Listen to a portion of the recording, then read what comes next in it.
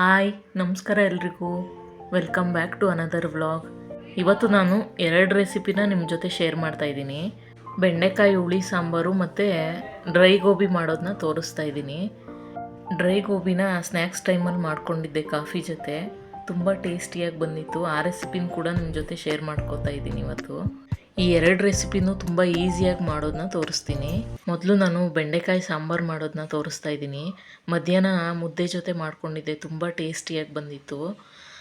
ಈ ಹೂಕೋಸನ್ನು ಜೊತೆಗೆ ತೊಳೆದಿಟ್ಕೊಂಬಿಡೋಣ ಅಂತ ಸಾಯಂಕಾಲ ಈವ್ನಿಂಗ್ ಸ್ನ್ಯಾಕ್ಸ್ಗೆ ಮಾಡಬೇಕು ಅಂತ ಅದನ್ನೂ ಜೊತೆಗೆ ಹಾಕಿ ಒಂದು ಪಾತ್ರೆಯಲ್ಲಿ ನೀರು ತೊಗೊಂಡು ಈ ಹೂಕೋಸು ಮತ್ತು ಬೆಂಡೆಕಾಯಿನ 1 ಸ್ಪೂನ್ ಸೋಡಾ, ಅಡುಗೆ ಸೋಡಾ, 1 ಸ್ಪೂನ್ ಉಪ್ಪು, ಸ್ವಲ್ಪ ಅರಿಶಿನ ಪುಡಿ ಇದಿಷ್ಟೂ ಹಾಕ್ಕೊಂಡು 10 ನಿಮಿಷ ಕಾಲ ಇದನ್ನು ಒಂದು ಪ್ಲೇಟ್ ಮುಚ್ಚಿ ಹಾಗೆ ಎತ್ತಿಟ್ಕೊತಾ ಇದ್ದೀನಿ. ನಂತರ ಒಂದು ಕುಕ್ಕರ್ಗೆ 1 ಕಪ್ ಆಗೋಷ್ಟು ತೊಗರಿಬೇಳೆನ ಸೇರಿಸ್ಕೊಂಡು ಅದನ್ನೇ 2 ಸಲ ತೊಳ್ಕೊಬೇಕು ನೀಟಾಗಿ. ನಂತರ ಈ ತೊಗರಿಬೇಳೆ ಜೊತೆ 2 ಟೊಮೆಟೊನ ಈ ರೀತಿ 4 ಭಾಗ ಮಾಡಿ ಅದರೊಳಗಡೆ ಏನಾದರೂ ಇದ್ದರೆ ನೋಡಿ ಸೇರಿಸ್ಕೊತಾ ಇದ್ದೀನಿ. ಇದಕ್ಕೆ ನಾನು ಒಂದು 2 ಗ್ಲಾಸಷ್ಟು ನೀರನ್ನ ಆ್ಯಡ್ ಮಾಡ್ತಾಯಿದ್ದೀನಿ. ಸ್ವಲ್ಪ ಅರಿಶಿನ ಪುಡಿ, 1 ಸ್ಪೂನ್ ಆಗೋಷ್ಟು ಅಡುಗೆ ಎಣ್ಣೆನ ಸೇರಿಸ್ಕೊಂಡು ಸ್ಟವ್ ಆನ್ ಮಾಡಿಕೊಂಡು ಇದನ್ನು ಮುಚ್ಚಿ 2 ವಿಜಿಲ್ ಕೂಗಿಸ್ಕೋಬೇಕು. ಈ ತೊಗರಿಬೇಳೆ ಟೊಮೆಟೊ ಚೆನ್ನಾಗಿ ಬೇಯಿಸ್ಕೊತಾ ಇದ್ದೀನಿ ಮೊದಲು. 10 ನಿಮಿಷ ಆದಮೇಲೆ ನಾನು ಈ ಸೋಡಾ, ಉಪ್ಪು, ಅರಿಶಿನ ಪುಡಿ ಹಾಕಿ ನೆನೆಸಿಟ್ಟಿದ್ನಲ್ಲ ಬೆಂಡೆಕಾಯಿ ಮತ್ತು ಹೂಕೋಸು, ಅದನ್ನು ಮತ್ತೊಂದು ಸಲ ನೀಟಾಗಿ ತೊಳ್ಕೊತಾ ಇದ್ದೀನಿ. ನಾವು ಬಳಸೋ ತರಕಾರಿಲಿ ಹೂಕೋಸು, ಎಲೆಕೋಸು ಮತ್ತು ಬೆಂಡೆಕಾಯಲ್ಲಿ ಜಾಸ್ತಿ ಪೆಸ್ಟಿಸೈಡ್ ಇರುತ್ತೆ. ನಾವೆಷ್ಟು ಕ್ಲೀನಾಗಿ ಬಳಸ್ಕೋತೀವೋ ತರಕಾರಿನ, ನಮ್ಮ ದೇಹಕ್ಕೆ ಕೂಡ ಅಷ್ಟು ಒಳ್ಳೆಯದದು. ತರಕಾರಿ ತಿನ್ನಬೇಕು ನಿಜ, ಆದರೆ ಈ ರೀತಿ ಪಾಯ್ಸನ್ ಎಲ್ಲ ಬಾಡಿ ಒಳಗಡೆ ಹೋದಾಗ ಒಂದು ಸರಿ ಮಾಡ್ಕೊಳ್ಳೋದಕ್ಕೆ ಹೋಗಿ ಇನ್ನೊಂದು ಆಗಬಾರ್ದಲ್ವಾ. ಈ ಅಡುಗೆ ಸೋಡಾ, ಉಪ್ಪು, ಅರಿಶಿನ ಪುಡಿ ಇದನ್ನ ಹಾಕಿ ತರಕಾರಿ ಎಲ್ಲ ಕ್ಲೀನ್ ಮಾಡ್ಕೊಳ್ಳೋದ್ರಿಂದ ಇದರಲ್ಲಿರೋ ಪೆಸ್ಟಿಸೈಡು 90% ಅಷ್ಟು ರಿಮೂವ್ ಆಗಿಬಿಡುತ್ತೆ. ಆದಷ್ಟು ನಾನು ಇದನ್ನ ಯಾವಾಗಲೂ ರೂಲ್ಸ್ ಫಾಲೋ ಮಾಡ್ತೀನಿ.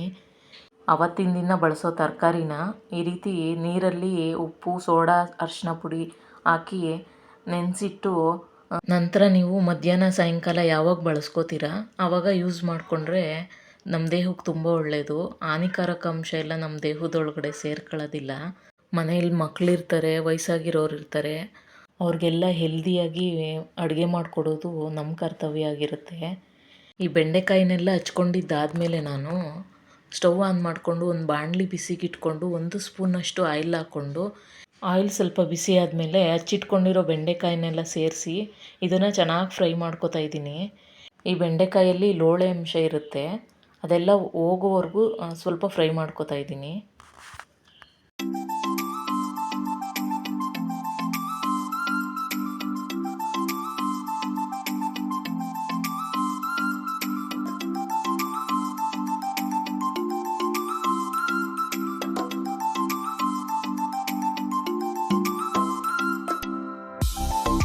ನೋಡಿ, ಆಲ್ಮೋಸ್ಟ್ ಆಗಿದೆ. ಇವಾಗ ಒಂದು ಕಡೆ ಎತ್ತಿಟ್ಕೊತಾ ಇದ್ದೀನಿ.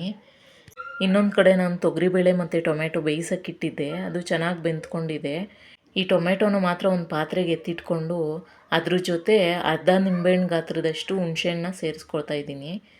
ನಂತರ ಈ ಬೇಳೆ ಜೊತೆ ಹುರ್ಕೊಂಡಿದ್ನಲ್ಲ ನಾನು, ಆ ಬೆಂಡೆಕಾಯಿನ ಸೇರಿಸಿ ಅದ್ರ ಜೊತೆ 2 ಸ್ಪೂನ್ ಆಗೋಷ್ಟು ಸಾಂಬಾರು ಪುಡಿನ ಸೇರಿಸ್ತಾ ಇದ್ದೀನಿ.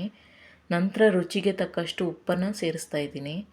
ಇದಿಷ್ಟು ಸೇರಿಸ್ಕೊಂಡು ಇದನ್ನ ಚೆನ್ನಾಗಿ ಒಂದು ಸಲ ಮಿಕ್ಸ್ ಮಾಡಿಕೊಂಡು ನಂತರ ಇದನ್ನು ನಾನು ಮುಚ್ಚದೇ ಇರೋಂಗೆ 1 ನಿಮಿಷ ಕಾಲ ಮೀಡಿಯಮ್ ಫ್ಲೇಮ್ನಲ್ಲಿ ಹಾಗೆ ಬೇಯಿಸ್ಕೊತಾ ಇದ್ದೀನಿ.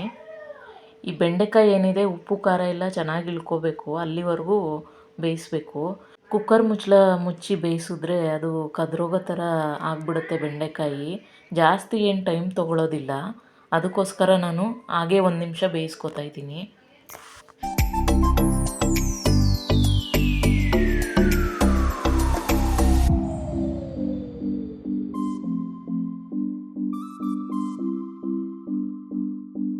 ಬೇಳೆ ಜೊತೆನೇ ಟೊಮೆಟೊನ ಬೇಯಿಸ್ಕೊಂಡು ಒಂದು ಪಾತ್ರೆಗೆ ಎತ್ತಿಟ್ಕೊಂಡಿದ್ದೆ, ಅದ್ರ ಜೊತೆ ಹುಣಸೆಹಣ್ಣು ಕೂಡ ಸೇರಿಸ್ಕೊಂಡೆ. ನಂತರ ಇದು ಫುಲ್ ತಣ್ಣಗಾದ್ಮೇಲೆ ಈ ರೀತಿ ಕೈಯಲ್ಲಿ ಕಲಿಸ್ಕೊಂಡು ಇದರಲ್ಲಿ ಟೊಮೆಟೊ ಸಿಪ್ಪೆ ಮತ್ತು ಹುಣಸೆಹಣ್ಣಿಂದು ಸ್ವಲ್ಪ ಸಿಪ್ಪೆ ಇರುತ್ತಲ್ಲ ಅದನ್ನು ಕಲಿಸ್ಕೊಂಡು ತೆಕ್ಕೊಂಡೆ. ನಂತರ ಬೆಂದಿರೋ ಸಾಂಬಾರು ಜೊತೆ ಈ ಹುಳಿನ ಸೇರಿಸ್ಕೊಂಡು ಮಿಕ್ಸ್ ಮಾಡ್ಕೊತಾ ಇದ್ದೀನಿ. ಇದಕ್ಕೆ ನಾನು ಈರುಳ್ಳಿ ಮತ್ತು ಕರಿಬೇವಿನ ಸೊಪ್ಪು ಸಾಸಿವೆ ಹಾಕ್ಕೊಂಡು ಒಗ್ಗರಣೆ ಮಾಡಿಕೊಂಡ್ರೆ ಈ ಸಾಂಬಾರು ರೆಡಿಯಾಗಿಬಿಡುತ್ತೆ. ತುಂಬ ಟೇಸ್ಟಿಯಾಗಿರುತ್ತೆ. ಈ ಸಾಂಬಾರಂತೂ ಮುದ್ದೆ ಜೊತೆ ಅನ್ನದ ಜೊತೆ ತುಂಬ ಚೆನ್ನಾಗಿರುತ್ತೆ. ಒಂದ್ಸಲ ಟ್ರೈ ಮಾಡಿ ನೋಡಿ ಯಾವ ಥರ ಬರುತ್ತೆ ಅಂತ ಕಮೆಂಟ್ ಮಾಡಿ ನನಗೆ. ಇದಕ್ಕೆ ನಾನು ಯಾವ ಮಸಾಲೆ ಕೂಡ ರುಬ್ಬಿ ಸೇರಿಸಿಲ್ಲ. ಆದರೆ ಇದ್ರ ಟೇಸ್ಟ್ ಅಂತೂ ತುಂಬ ಚೆನ್ನಾಗಿರುತ್ತೆ. ಅನ್ನದ ಜೊತೆ ತುಪ್ಪ ಹಾಕ್ಕೊಂಡು ಈ ಸಾಂಬಾರು ಹಾಕ್ಕೊಂಡು ತಿಂತಾಯಿದ್ರೆ ತುಂಬಾ ಚೆನ್ನಾಗಿರುತ್ತೆ. ಒಂದು ಕಡೆ ಅನ್ನಕ್ಕೆ ಇಟ್ಕೊಂಡು ಒಂದು ಕಡೆ ಮುದ್ದೆಗೆ ಇಟ್ಕೊಂಡು ಇದು ರೆಡಿ ಮಾಡಿಕೊಂಡ್ರೆ ಅರ್ಧ ಗಂಟೆಲಿ ರೆಡಿ ಆಗಿಬಿಡುತ್ತೆ. ಈ ಬೆಂಡೆಕಾಯಿ ಹೆಚ್ಚೋದು ಕ್ಲೀನ್ ಮಾಡ್ಕೊಳ್ಳೋದು ಅದಷ್ಟೇ ಕೆಲಸ ಹಿಡಿಯೋದು. ನಂತರ ಏನು ಸಾಂಬಾರು ಮಾಡೋದಕ್ಕೆ ಅಷ್ಟು ಟೈಮ್ ಹಿಡಿಯೋದಿಲ್ಲ. ಬೇಗನೆ ಆಗಿಬಿಡುತ್ತೆ. ತುಂಬ ಟೇಸ್ಟಿಯಾಗೂ ಇರುತ್ತೆ, ಹೆಲ್ದಿಯಾಗೂ ಇರುತ್ತೆ. ಒಗ್ಗರಣೆ ಎಲ್ಲ ಸೇರಿಸಿ ಮಿಕ್ಸ್ ಮಾಡಿಕೊಂಡು ಲಾಸ್ಟಲ್ಲಿ ಸ್ವಲ್ಪ ಕೊತ್ತಂಬರಿ ಸೊಪ್ಪನ್ನ ಸಣ್ಣದಾಗಿ ಹಚ್ಚಿ ಸೇರಿಸ್ಕೊಂಡೆ. ಇದನ್ನು ಒಂದು ಸ್ವಲ್ಪ ಕುದಿಸ್ಕೋಬೇಕು. ಒಂದು ಕುದಿ ಬಂದರೆ ಸಾಕಾಗುತ್ತೆ.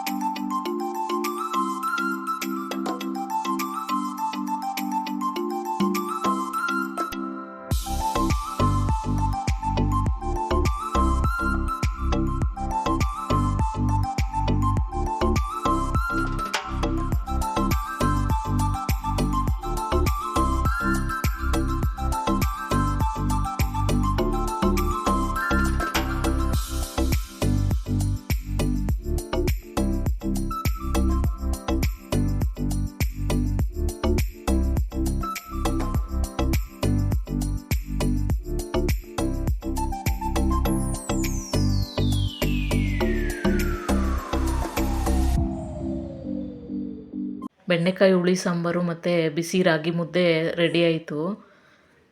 ಒಂದು ಸಲ ಟ್ರೈ ಮಾಡಿ ನೋಡಿ ಯಾವ ಥರ ಬರುತ್ತೆ ಅಂತ ನನಗೆ ಕಮೆಂಟ್ ಮಾಡಿ. ನೆಕ್ಸ್ಟು ನಾನು ಡ್ರೈ ಗೋಬಿ ಮಾಡೋದನ್ನ ತೋರಿಸ್ತಾ ಇದ್ದೀನಿ. 300 ಗ್ರಾಮಷ್ಟು ಹೂಕೋಸನ್ನ ತೊಳೆದು ಈ ರೀತಿ ಹೆಚ್ಚಿಟ್ಕೊಂಡಿದ್ದೀನಿ. ನೆಕ್ಸ್ಟು ನಾನು ಸ್ಟವ್ ಆನ್ ಮಾಡಿಕೊಂಡು ಬಿಸಿನೀರನ್ನ ಕಾಯೋದಕ್ಕೆ ಇಟ್ಕೊಂಡೆ. ಇದು ಸ್ವಲ್ಪ ಕುದಿಯೋಕ್ಕೆ ಸ್ಟಾರ್ಟ್ ಆಗ್ತಿದ್ದಂಗೆ ನಾನು ಹಚ್ಚಿಟ್ಕೊಂಡಿರೋ ಹೂಕೋಸನ್ನ ಸೇರಿಸ್ಕೊಂಡು ಇದನ್ನು ಚೆನ್ನಾಗಿ ಒಂದು ಸಲ ಮಿಕ್ಸ್ ಮಾಡಿಕೊಂಡು 1 ನಿಮಿಷ ಬಿಸಿನೀರಲ್ಲಿ ಹಾಗೆ ಬಿಟ್ಬಿಡ್ಬೇಕು ಹೂಕೋಸನ್ನ. ನಂತರ ಒಂದು ಪ್ಲೇಟ್ಗೆ ಎತ್ತಿಟ್ಕೊತಾ ಇದ್ದೀನಿ. ಇದಕ್ಕೆ ನಾನು ಮ್ಯಾರಿನೇಟ್ ಮಾಡೋದಕ್ಕೆ ಮಸಾಲೆ ಎಲ್ಲ ರೆಡಿ ಮಾಡ್ಕೊತೀನಿ. ಅದಕ್ಕಿಂತ ಮುಂಚೆ ನಾನು ಬಾಣಲಿನಲ್ಲಿ ಸ್ವಲ್ಪ ಎಣ್ಣೆ ಹಾಕ್ಕೊಂಡು ಬಿಸಿಯಾಗಕ್ಕೆ ಇಡ್ತಾಯಿದ್ದೀನಿ. ಇದು ಡೀಪ್ ಫ್ರೈ ಮಾಡೋದ್ರಿಂದ ಬಿಸಿಯಾಗಲಿ ಅಂತ ಇಡ್ತಾಯಿದ್ದೀನಿ. ಇದಕ್ಕೆ ನಾನು 4 ಸ್ಪೂನಷ್ಟು ಮೈದಾ ಹಿಟ್ಟು, 3 ಸ್ಪೂನಷ್ಟು ಕಾರ್ನ್ಫ್ಲೋರು ಮತ್ತು 1.5 ಸ್ಪೂನಷ್ಟು ಖಾರದ ಪುಡಿ, ರುಚಿಗೆ ತಕ್ಕಷ್ಟು ಉಪ್ಪು, ಅರಿಶಿನ ಪುಡಿ ಸ್ವಲ್ಪ, ಗರಂ ಮಸಾಲ 1 ಸ್ಪೂನು, ಧನಿಯಾ ಪುಡಿ 1 ಸ್ಪೂನು ಮತ್ತು ಶುಂಠಿ ಬೆಳ್ಳುಳ್ಳಿ ಪೇಸ್ಟು 1 ಸ್ಪೂನ್ ಸೇರಿಸ್ಕೊಂಡಿದ್ದೀನಿ. ಇದನ್ನೂ ಒಂದು ಸಲ ಚೆನ್ನಾಗಿ ಮಿಕ್ಸ್ ಮಾಡಿಕೊಂಡು ಸ್ವಲ್ಪ ಸ್ವಲ್ಪ ನೀರು ಹಾಕ್ಕೊಂಡು ನಾವು ಮೆಣಸಿನ್ಕಾಯಿ ಬಜ್ಜಿ ಎಲ್ಲ ಮಾಡ್ತೀವಲ್ಲ ಆ ಹಿಟ್ಟಿನ ಅದಕ್ಕೆ ಕಲಿಸ್ಕೋಬೇಕು. ಒಂದೇ ಸಲ ನೀರು ಹಾಕ್ಕೊಳ್ಳೋದಕ್ಕೆ ಹೋಗ್ಬಾರ್ದು. ಸ್ವಲ್ಪ ಸ್ವಲ್ಪ ನೀರು ಹಾಕ್ಕೊಂಡು ಕಲಿಸ್ಕೋಬೇಕು. ಒಂದು ಗಂಟಿಲ್ಲದೆ ಇರೋಂಗೆ ನೀಟಾಗಿ ಕಲಿಸ್ಕೊಂಡು ಬಜ್ಜಿ ಹಿಟ್ಟಿನ ಅದಕ್ಕೆ ಕಲಿಸ್ಕೋಬೇಕಾಗುತ್ತೆ. ಈ ಟೈಮ್ನಲ್ಲಿ ನೀವು ನೋಡ್ಕೊಳ್ಳಿ ಉಪ್ಪು ಖಾರ ಯಾವ ಥರ ಇದೆ ಅಂತ. ಬೇಕಿದ್ದರೆ ಸೇರಿಸ್ಕೊಬೋದು. ನೋಡಿ ರೆಡಿ ಆಗ್ತಾಯಿದೆ. ನೋಡಿ ಇಷ್ಟು ಕನ್ಸಿಸ್ಟೆನ್ಸಿ ಇದ್ದರೆ ಸರಿ ಹೋಗ್ಬಿಡುತ್ತೆ. ನಂತರ ಹೂಕೋಸನ್ನೆಲ್ಲ ಇದಕ್ಕೆ ಸೇರಿಸ್ಕೊಂಡು ಇದಕ್ಕೆಲ್ಲ ಹೊಂದ್ಕೊಳ್ಳೋ ರೀತಿ ಚೆನ್ನಾಗಿ ಮಿಕ್ಸ್ ಮಾಡ್ಕೋಬೇಕು.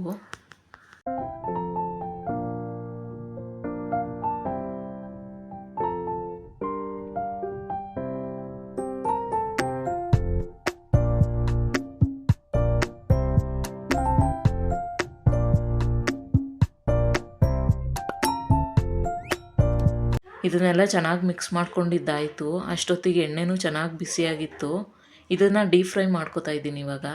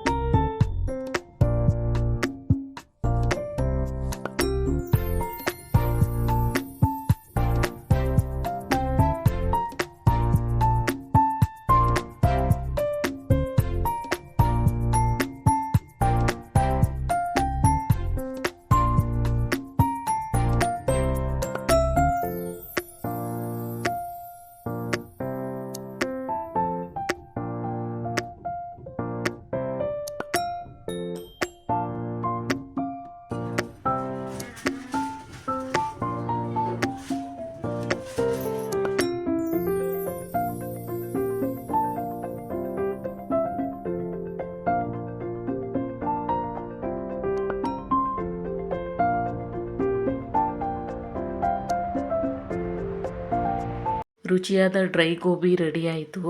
ಈವ್ನಿಂಗ್ ಸ್ನ್ಯಾಕ್ಸ್ಗೆ ಕಾಫಿ ಜೊತೆ ತಿನ್ನೋದಕ್ಕಂತೂ ತುಂಬ ಚೆನ್ನಾಗಿರುತ್ತೆ. ಮನೆಯಲ್ಲಿ ಒಂದ್ಸಲ ಟ್ರೈ ಮಾಡಿ ಯಾವ ಥರ ಬರುತ್ತೆ ಅಂತ ನೀವು ಕಮೆಂಟ್ ಮಾಡಿ ತಿಳಿಸಿ. ನಿಮಗೆ ಖಂಡಿತ ಇಷ್ಟ ಆಗುತ್ತೆ ಅಂದ್ಕೊಂಡು ಈ ವಿಡಿಯೋನ ಇಲ್ಲಿಗೆ ಎಂಡ್ ಮಾಡ್ತಾ ಇದ್ದೀನಿ. ಈ ವಿಡಿಯೋ ಇಷ್ಟ ಆದರೆ, ಯೂಸ್ಫುಲ್ ಅನಿಸಿದ್ರೆ ಪ್ಲೀಸ್ ಲೈಕ್ ಮಾಡಿ, ಶೇರ್ ಮಾಡಿ, ಸಬ್ಸ್ಕ್ರೈಬ್ ಮಾಡಿ. ಹೊಸೊಬ್ಬರು ಯಾರೆಲ್ಲ ನೋಡ್ತಾ ಇದ್ದೀರಾ ಪ್ಲೀಸ್ ಸಬ್ಸ್ಕ್ರೈಬ್ ಮಾಡ್ಕೊಂಡು ನೋಡಿ. ನೀವು ಸಬ್ಸ್ಕ್ರೈಬ್ ಮಾಡಿ ಪಕ್ಕದಲ್ಲಿರೋ ಬೆಲ್ ಐಕಾನ್ನ ಕ್ಲಿಕ್ ಮಾಡೋದ್ರಿಂದ ನನ್ನ ಪ್ರತಿ ವಿಡಿಯೋ ನೋಟಿಫಿಕೇಷನ್ನು ನಿಮ್ಮ ಫೋನ್ಗೆ ಬರುತ್ತೆ. ನೆಕ್ಸ್ಟ್ ವಿಡಿಯೋದಲ್ಲಿ ಸಿಗ್ತೀನಿ. ಅಲ್ಲಿವರೆಗೆ ಥ್ಯಾಂಕ್ಸ್ ಫಾರ್ ವಾಚಿಂಗ್.